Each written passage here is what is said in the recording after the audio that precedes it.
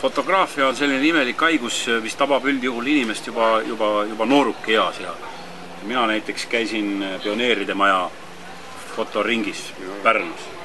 Ja eks seda on paljud teinud. Loomulikult võib fotograafia hakata külge ka hilisemas eas, aga ilmselt lahti ei saa sellest asjast mitte kunagi korralikult. Kui ta juba korra on hakanud huvitama, siis tahad aina paremat ja paremat nii kunstilises kui tehnilises mõttes. Ja meil on siin Jaaniga olnud hea võimalus siin selle Nordea reisi peal õppida tundma iseenda võimeid ja ka tehnika võimeid. Meil mõlemal on Canonid. Mis masin sul on? Mina pildistan 7D-ga. Ega ma eriti palju tehnikale suurt rõhku ei pööra, aga mulle meeldib, et see aparaat on hea käes hoida ja kui vaja kellelegi vastu pead anda, aga ta on vastu pidanud.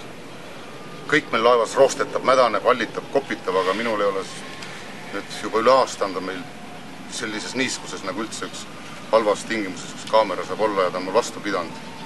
Ja kaamera või objektiiv on ka Canon 18–200 reisil üsna mõnus, kuigi see lõpp, see 200 lõpp enam nii häid pilte ei tee, kui see algus teeb väga häid pilte ja siis on siin selline rõngas, millega saab teha pikemaks kaamerat ja tunduks kallim kaugelt vaadates.